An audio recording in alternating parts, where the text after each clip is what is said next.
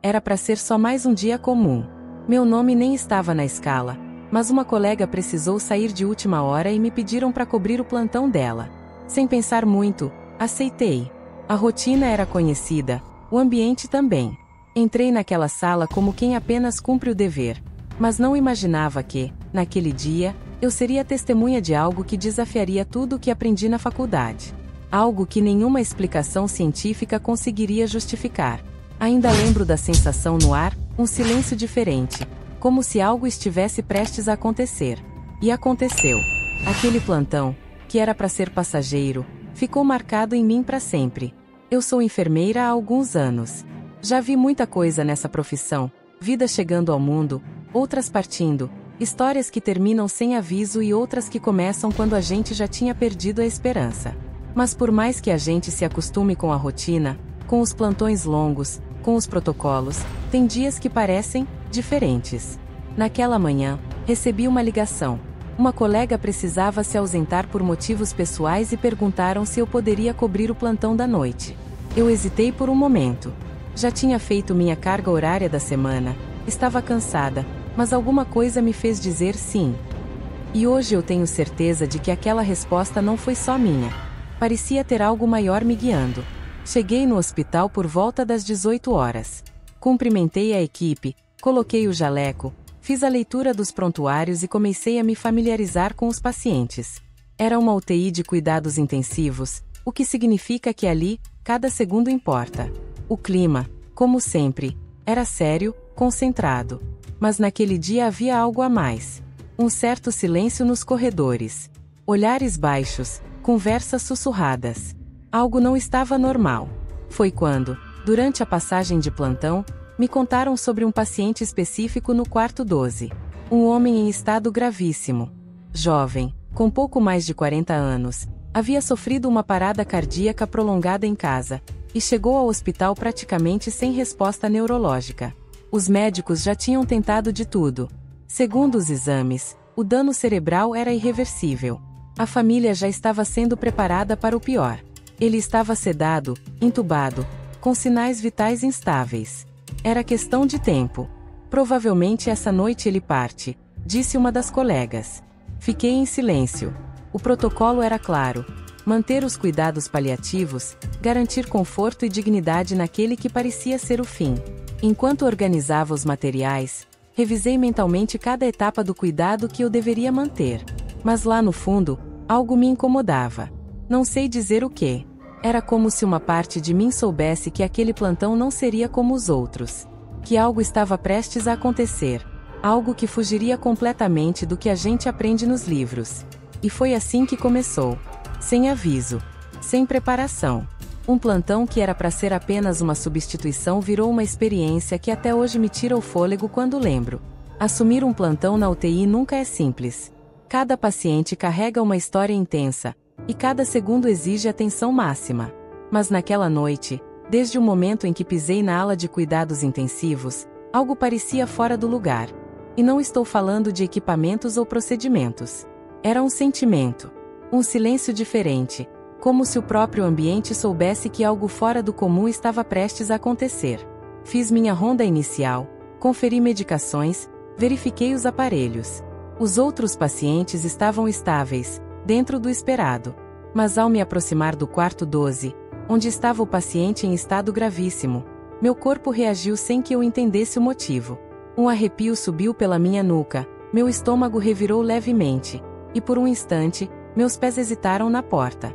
Lá dentro, ele estava imóvel, entubado, com aparelhos apitando num ritmo quase hipnótico, pele pálida, mãos frias. A única coisa viva naquele corpo era a esperança da família, que se revezava entre a sala de espera e rápidas visitas silenciosas. Segundo o boletim médico, a situação era irreversível. O dano cerebral havia sido confirmado por mais de um especialista. E por mais cruel que seja, a equipe já começava a preparar os trâmites do fim. Lembro que, ao verificar os sinais vitais dele pela primeira vez, murmurei algo como: "Estou aqui, tá? Mesmo que você não possa ouvir, eu estou." Foi instintivo. Como se, no fundo, uma parte de mim se recusasse a tratá-lo apenas como mais um caso perdido. Na troca com a colega que saía, ela foi breve. Disse que já estavam preparando a família para o desfecho e que, na madrugada, provavelmente seria preciso chamar o médico plantonista para atestar o óbito. Não pela profissional, que estava apenas seguindo o protocolo, mas pela frieza com que tudo estava sendo conduzido. Claro, entendo que, com o tempo, a gente aprende a se proteger emocionalmente. Mas naquela noite, eu não consegui. Enquanto os outros enfermeiros da equipe seguiam com suas tarefas, eu me peguei voltando várias vezes ao quarto 12. Não havia nada de novo. Nenhum sinal de melhora. Mas algo dentro de mim pedia para eu estar ali. Não era medo. Era uma inquietação silenciosa, como se a vida estivesse sussurrando. Fica. Você precisa ver isso. Eu não sabia o que era. E sinceramente, achei que fosse apenas cansaço ou impressão minha. Mas não era. Não mesmo. Eu estava prestes a presenciar o impossível. O nome dele era Samuel Asterisco. Tinha 43 anos, pai de 2 filhos pequenos, casado com uma mulher que, mesmo esgotada, não soltava a mão dele em nenhum momento. Ele havia sofrido uma parada cardiorrespiratória súbita em casa. Foi atendido pelo SAMU, reanimado após longos minutos e trazido às pressas para o hospital. Mas o tempo sem oxigenação cerebral foi cruel. Os exames mostravam o que ninguém queria ver: dano neurológico severo e irreversível. Segundo os médicos, era apenas uma questão de tempo até os órgãos começarem a falhar completamente. No boletim constava tudo: frio e técnico, escala de coma Glasgow 3, ausência de reflexos pupilares, ventilação mecânica, suporte total de vida. Mas no rosto dele, havia uma estranha serenidade. Ele não parecia em sofrimento. Também não parecia pronto para partir. A esposa dele, Ana Asterisco, passou no quarto naquele começo de plantão. Estava com os olhos fundos, mas o olhar, firme. Ela segurou a mão dele, sussurrou algo no ouvido, que eu não consegui ouvir, e me olhou como quem ainda implora por um milagre. Mesmo sabendo que os médicos já haviam dito que não havia mais o que fazer. Ele não é só um corpo. Ele é meu marido. Ele é pai. Ele fala com a gente, eu sinto. Eu sei que ele ainda está aqui. Fiquei sem palavras. E pela primeira vez em muito tempo, uma parte de mim concordou silenciosamente com uma família, mesmo que os exames dissessem o contrário. Porque há uma linha muito tênue entre a medicina e o mistério. Entre a biologia e o que chamam de fé. Voltei ao posto, mas não conseguia tirar o rosto daquele homem da minha mente. O modo como a mão da esposa tocava a dele. A forma como ela se recusava a aceitar aquele fim anunciado. Aquilo me fez lembrar que, por trás de cada paciente, existe uma história. E, às vezes, histórias não gostam de finais tão fáceis. Ao longo da noite, fui até o quarto dele várias vezes. Verifiquei os parâmetros, chequei os equipamentos, acompanhei os monitores. Tudo estável dentro do esperado, mas, sem melhora. Nenhuma reação. Nenhuma mudança. Aparentemente, o corpo dele já havia desistido. Mas por algum motivo, eu não tinha. Não sei se era a intuição. Ou se era a maneira como aquela história me atravessava. Mas algo em mim insistia. Isso ainda não acabou. E nas horas que viriam a seguir, essa sensação se tornaria real. Em meio à madrugada silenciosa, enquanto os outros pacientes dormiam e o hospital parecia finalmente respirar, algo aconteceu. Algo que até hoje me faz arrepiar só de lembrar. Passava das 2 da manhã quando o som dos monitores mudou. Estava sentada no posto de enfermagem, organizando alguns prontuários, quando ouvi um bip mais agudo vindo do quarto 12. Na UTI, o som dos aparelhos se torna parte da nossa rotina. A gente aprende a reconhecer cada variação, cada alerta, quase como quem entende uma língua secreta. E aquele som não era o normal. Levantei de imediato, com o coração acelerado. Ao entrar no quarto, senti o impacto da luz fria, do cheiro de álcool, da presença silenciosa da morte pairando no ar. Os monitores mostravam queda progressiva na saturação e uma leve arritmia se formando. O corpo dele começava a perder o ritmo. Como uma vela que se apaga aos poucos. Toquei sua mão. Estava mais fria que antes. O rosto pálido. O peito ainda se movia com a ajuda dos aparelhos, mas o ritmo estava errático. Acionei o médico plantonista. A equipe veio rapidamente. E em poucos segundos, o quarto se transformou numa coreografia silenciosa e tensa. Ajustes na bomba de infusão. Verificação dos sinais. Tudo dentro do protocolo.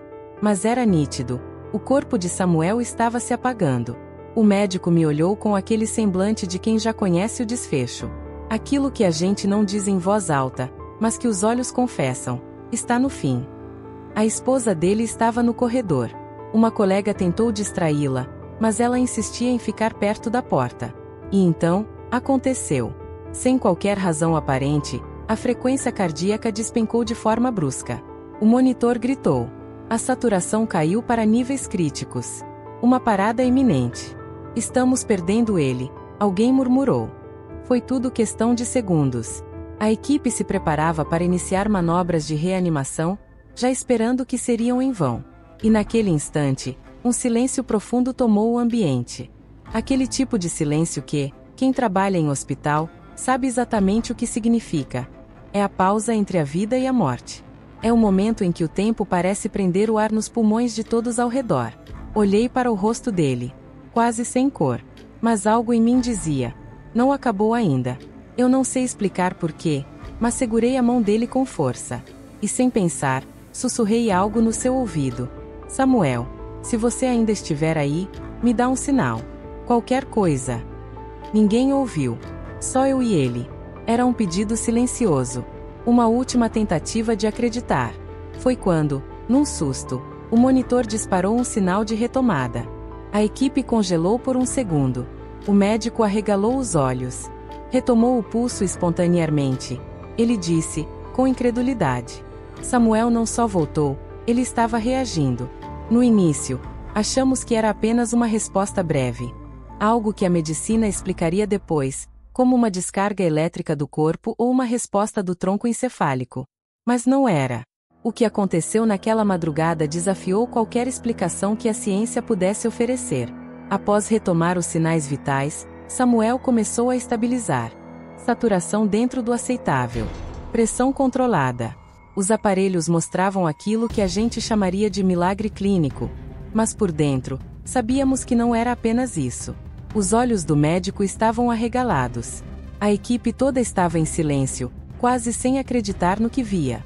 Era como se o próprio corpo dele tivesse decidido voltar. Como se algo dentro dele dissesse: ainda não. Eu me aproximei. Segurei sua mão novamente. Ela estava quente. Pela primeira vez desde o início do plantão, havia vida real naquele toque. Foi quando percebi uma leve contração na pálpebra. Quase imperceptível. Doutor, acho que ele mexeu os olhos. Nos aproximamos. O médico verificou os reflexos com a lanterna. E, pela primeira vez, as pupilas reagiram à luz. Foi como se o tempo parasse por alguns segundos. Aquele homem, dado como morto cerebral, estava ali, respondendo. Quando ela entrou no quarto, caiu de joelhos. Chorava, mas não era choro de dor, era de gratidão, de espanto. Ela tocou o rosto dele e repetia: eu sabia que você ainda estava aqui. Ela contou que, naquela noite, havia feito uma oração específica, que pediu a Deus para que, se ainda houvesse alguma centelha de vida, um sinal fosse dado. Que ela não precisava de uma cura imediata, apenas de um gesto. Uma prova de que ele ainda estava lutando. E foi exatamente o que aconteceu. Nos dias que se seguiram, Samuel seguiu melhorando. Aos poucos. Sem promessas de recuperação total, é verdade, mas com respostas que nenhum dos médicos conseguia justificar. Os exames começaram a mostrar pequenas reativações. Reflexos, movimentos, até respostas auditivas. A própria equipe de neurologia, incrédula, pediu novos testes, porque os primeiros não condiziam mais com o quadro atual. Era como se o impossível tivesse decidido acontecer. E eu estava ali, exatamente onde deveria estar, para ver tudo com meus próprios olhos. Na medicina, a gente aprende a confiar nos dados, nas estatísticas, nos protocolos. Mas naquela noite, tudo isso caiu por terra diante daquilo que nenhum exame podia prever. A vontade de viver. E ali, diante do inexplicável, eu entendi que nem sempre precisamos de todas as respostas. Às vezes, é o mistério que dá sentido à jornada. Quando saímos do quarto, depois da estabilização, o clima na UTI era outro. Ainda havia silêncio, Mas não era o silêncio pesado de antes.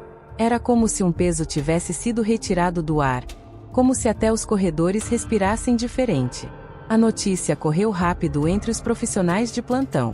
Enfermeiros, técnicos, médicos, todos queriam saber o que tinha acontecido no quarto 12. Ele voltou sozinho. Mas os exames não tinham dado morte cerebral? Tem certeza que foi atividade espontânea? Sim. Estávamos todos ali. Vimos com os próprios olhos. E não havia explicação técnica que desse conta daquele acontecimento. Lembro da expressão do médico plantonista. Um profissional experiente, acostumado com decisões difíceis, com finais sem retorno. Ele ficou um tempo em silêncio, olhando para os próprios pés, antes de dizer: a medicina não explica tudo. Tem coisas que a gente só aceita. Ninguém riu. Ninguém duvidou. Porque naquele momento, todos nós sentimos a mesma coisa. Presenciamos algo que fugia do comum. Uma das técnicas de enfermagem, que estava há mais de 20 anos na profissão, se aproximou de mim e disse: eu já vi muita coisa, mas essa é daquelas que a gente carrega pro resto da vida. Outro colega comentou que, em todos os plantões dele, nunca tinha visto uma resposta como aquela. Milagre era a palavra que todo mundo usava, mesmo os mais céticos. Porque não havia outra. E então começou o movimento que mais me emocionou naquela noite. Os olhares entre a equipe mudaram. Geralmente, a rotina hospitalar nos torna automáticos. Executamos tarefas, seguimos protocolos, damos notícias difíceis sem deixar transparecer. Mas ali, naquela madrugada, todo mundo tirou um pouco da armadura. Teve gente que chorou baixinho. Teve quem fechou os olhos por um instante, como se agradecesse. Teve quem ligou para casa, emocionado, dizendo que precisava contar algo inacreditável. E eu, que nem devia estar naquele plantão, entendi que não estava ali por acaso. Aquilo me atravessou de um jeito que nenhuma aula, nenhum treinamento, nenhum curso conseguiu fazer. Mais tarde, já de manhã, antes de entregar o plantão, voltei ao quarto 12 uma última vez. Samuel estava sedado, mas seus sinais estavam todos estáveis. Havia uma leve coloração no rosto, a pele mais quente. Senti vontade de agradecer, mas não sabia ao certo a quem, a ele, à vida, ou ao mistério. Tudo que sei é que, naquela noite, a equipe não apenas salvou uma vida, reacendeu a fé de todos que estavam ali. Naquela noite, algo em mim mudou. Eu entrei no hospital para substituir uma colega, imaginando que seria apenas mais um plantão como tantos outros. Seguir protocolos. Cumprir horários. Fazer o que sempre faço. Mas, no fim, quem foi substituída ali, fui eu mesma. A versão cética, mecânica, exausta. Deu lugar a uma parte minha que eu nem sabia que ainda existia. Aquela que acredita no impossível. Depois daquela madrugada, voltei para casa em silêncio. O mundo lá fora seguia seu ritmo. Buzinas, gente apressada, cafés abrindo. Mas dentro de mim, tudo estava quieto. Como se minha alma ainda estivesse naquele quarto 12. Não sei se o que aconteceu foi um milagre. Talvez tenha sido sorte. Talvez ciência, talvez estatística.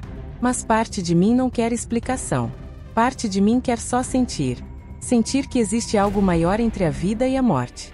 Algo que não se mede com aparelhos, nem se lê em prontuários. Algo que só quem vive, entende. Um olhar, um toque, um arrepio.